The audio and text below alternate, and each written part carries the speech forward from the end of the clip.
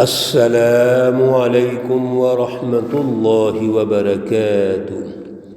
اعوذ باللہ من الشیطان الرجیم، بسم اللہ الرحمن الرحیم۔ ومن الناس من يشتري لهو الحديث ليضل عن سبيل الله بغير علم ويتخذها هزوا أولئك لهم عذاب مهين۔ صدق الله العلي العظيم۔ اللهم صل على سيدنا ومولانا محمد النبي الأمي وعلى آله وأصحابه وبارك وسلم وصل عليه۔ معزز سامعین و سامعات، سورۃ لقمان پارہ نمبر 21، آیات مقدسہ نمبر 6 تا 9 ہیں۔ اللہ رب العزت ان آیات کا فہم اور شعور عطا فرمائے اور عمل کی توفیق اور صلاحیت عطا فرمائے۔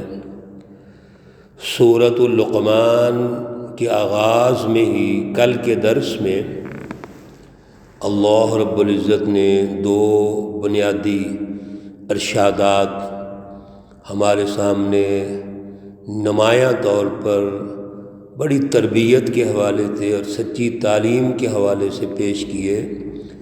سب سے پہلے تو کتاب مقدس قرآن مجید یہ قوانین اور ضابطوں کی کتاب ہے۔ اس میں باقاعدہ ایک سسٹم اجتماعی موجود ہے اور اس کی روح بھی اس میں موجود ہے اور سچی رہنمائی بھی موجود ہے، اور اللہ کی مہربانی ہے، ہم پہ رحمت ہے اللہ کی۔ دوسرے نمبر پر جو سچی جماعتیں ہوتی ہیں وہ ہمیشہ اجتماعی ادارے تشکیل دیتے ہیں، جیسے اقام الصلاۃ، یہ بھی ایک اجتماعی ادارہ ہے۔ مسجد اصل میں تربیت گاہ ہے، یہاں سے اس اعلیٰ فلسفی کی ہم تربیت لیتے ہیں، سچی تعلیم سیکھتے ہیں، اور اس کے بعد اس مسجد کا اثر یہ ہوتا ہے کہ سوسائٹی میں باقاعدہ اس کا ایک نظام تشکیل دیا جاتا ہے۔ یہی مسجد کا وہ سسٹم ہے جس میں اللہ کی رٹ غالب ہوتی ہے، اور تمام انسان وہ کسی مذہب سے تعلق رکھتے ہوں، کسی مسلک، نسل، علاقے سے تعلق رکھتے ہوں، سب ایک ہیں، سارے انسان برابر ہیں۔ پھر وہ معاشی اجتماعی سسٹم تشکیل دیتے ہیں، اقام الزکوٰۃ جس کو کہتے ہیں۔ پھر وہ اپنے آپ کو احتساب کے لیے پیش کرتے ہیں، جس کو عقیدہ آخرت کہتے ہیں، یعنی وہ جتنے بھی ان کا کردار ہوتا ہے، ان کی کارکردگی ہوتی ہے، وہ اس طرح سر انجام نہیں دیتے کہ جو چاہیں کرتے رہیں، بلکہ وہ قدم قدم پر یہ احساس بھی رکھتے ہیں اور اپنے آپ کو عوام کے سامنے پیش بھی کرتے ہیں کہ ہم کوئی بھی آزادانہ ایسا فیصلہ نہیں کر سکتے جو ملک اور قوم کے لیے نقصان دہ ہو اور جس میں اللہ کی رضا نہ ہو۔ یہی ہے عقیدہ آخرت۔ اللہ نے گارنٹی دے دی تھی کہ یہ سچی جماعت ہے، ہدایت پر ہے اور کامیاب ہے۔ آج کی آیات میں اللہ رب العزت 2 قسم کے طبقات سوسائٹی میں، معاشرے میں جو سچی کتاب کلام مقدس کی دعوت اور رہنمائی جب آتی ہے تو اس کے نتیجے میں دو طبقے پیدا ہو جاتے ہیں۔ ایک وہ طبقہ ہے وَمِنَ النَّاسِ، اور لوگوں میں سے ایک وہ طبقہ ہے مَن یشتری، جو خریدتا ہے لہو الحدیث، کھیل کود کی باتیں، کھیل کی باتیں۔ لہو الحدیث پہ ذرا تھوڑی سی ہم نے توجہ کرنی ہے، بڑے اہم الفاظ ہیں یہ۔ کھیل کی باتیں یعنی جب اللہ کی رہنمائی آئی تو ان رہنمائیوں کو حاصل کرنے کی بجائے، اس سچی رہنمائی کو سمجھنے کی بجائے اس کو کھیل کود سمجھتے ہیں، سیریس نہیں لیتے، سنجیدگی سے نہیں لیتے، اس لیے رسول اللہ صلی اللہ علیہ وسلم کی تکذیب کرتے ہیں۔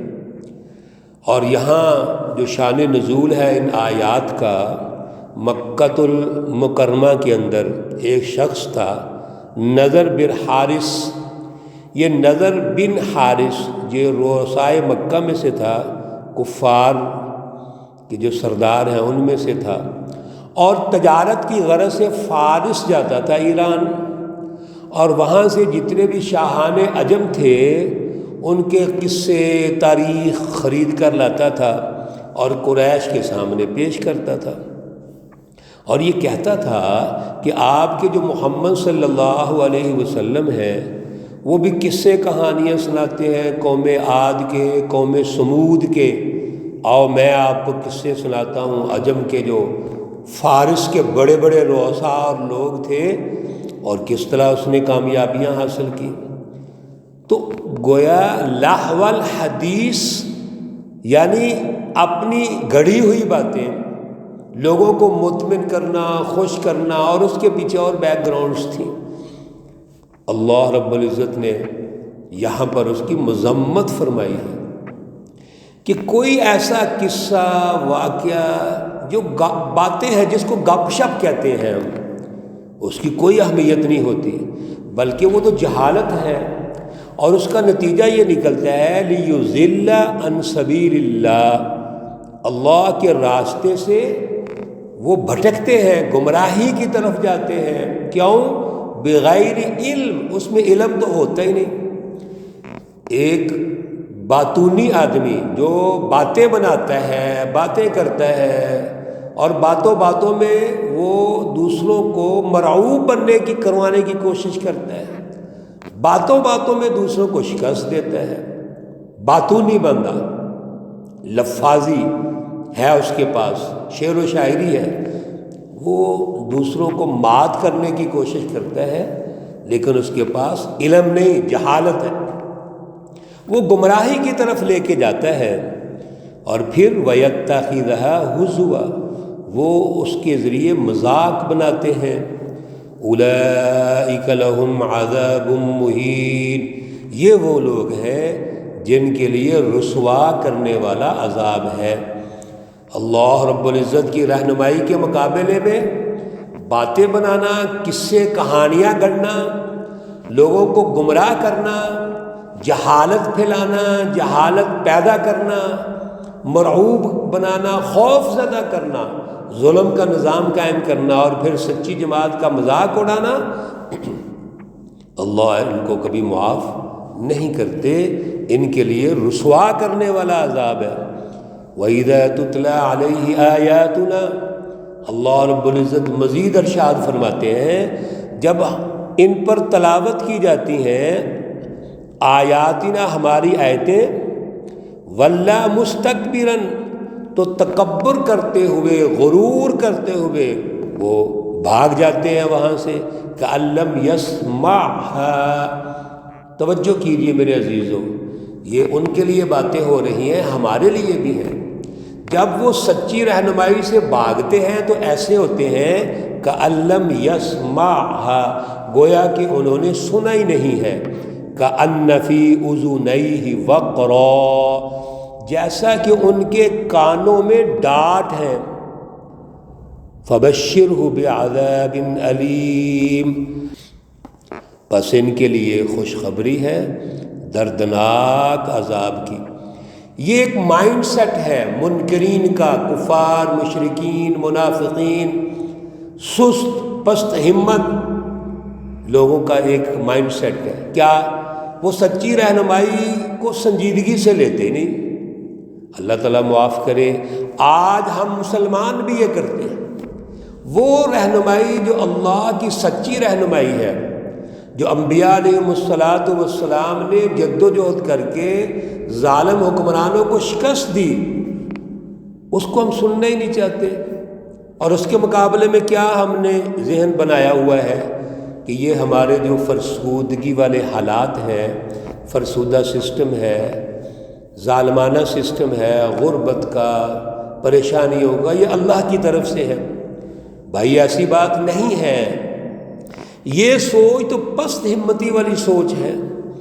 اس لیے اللہ رب العزت نے آگے یہ تعارف کروا دیا، ان الذین آمنوا، یہ ہے وہ سچی جماعت.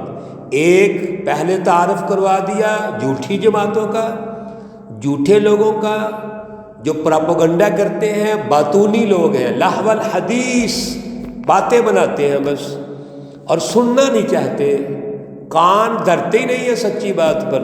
اور اس کے مقابلے میں جو سچی جماعت ہے وہ کون ہے؟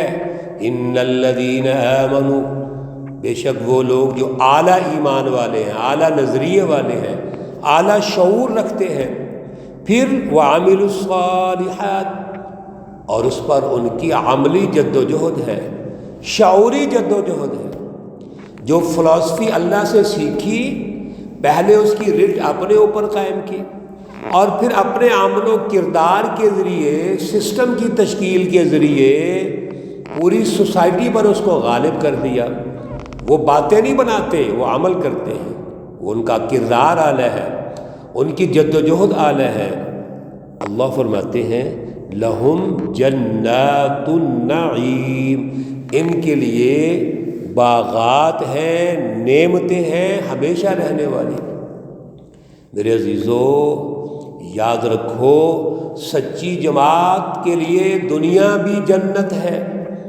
دنیا میں جب وہ عدل کا نظام قائم کرتے ہیں، امن کا نظام قائم کرتے ہیں، خوشحالی کا نظام قائم کرتے ہیں، لوگوں کو غلامی سے نکال کر آزادی دلاتے ہیں، بدحالی سے نکال کر خوشحالی پیدا کرتے ہیں، لوگوں کی بھوک ختم کرتے ہیں، انصاف قائم کرتے ہیں، تو دنیا میں یہ جنت ہے. اور یہی وہ سچی جماعت ہے جس کو مرنے کے بعد کی زندگی، اگلی جو زندگی آخرت برزخ کی زندگی ہے، اس میں اعلیٰ جنت سے اللہ نوازیں گے. اور اللہ رب العزت نے یہاں پھر وہ الفاظ دہرا دیے، خالدین فیہا. یہ مومن سچی جماعت، اعلیٰ نظریے والی، اعلیٰ عمل و جد و جہد والی، یہ اس میں ہمیشہ رہیں گے. خالدین فیہا، دنیا میں بھی رہیں گے، آخرت میں بھی، پھر ہی ہمیشہ بنے گا نا. پہلی زندگی جو دنیا کی زندگی ہے، اس میں بھی جنت میں ہوں گے، جنات النعیم. اور وہ میں نے عرض کیا، وہ عدل کی شکل میں ہے، خوشحالی کی شکل میں ہے، امن کی شکل میں ہے، اللہ کی رٹ کے غالب ہونے کی شکل میں ہے. اور اللہ نے آگے تو بڑے خوبصورت الفاظ ارشاد فرما دیے، وعد اللہ حقا، اللہ کا وعدہ سچا ہے. کیا اللہ کا وعدہ ہے؟ کہ یہ سچی جماعتیں غالب آئیں گی، سچی جماعتوں کو جنت ملے گی، دنیا میں جنت ملے گی اور آخرت میں بھی جنت ملے گی. وَهُوَ الْعَزِيزُ الْحَكِيمُ، اللہ رب العزت زبردست ہے، حکمت والے ہیں. اللہ رب العزت جانتے ہیں کہ اس سچی جماعت کی محنت کے نتیجے میں ساری انسان آزاد ہوں گے، غلامی سے آزادی کی طرف آئیں گے، ظلم سے چھٹکارا حاصل کر لیں گے، ہر قسم کے کفر، شرک، نفاق سے چھٹکارا حاصل کر کے، اعلیٰ فلسفہ توحید حاصل کر کے اللہ کے ہاں سرخرو ہوں گے اور انسانوں کے لیے ایک بہترین عدل کا نظام قائم کریں گے. یہ اللہ کی حکمت ہے.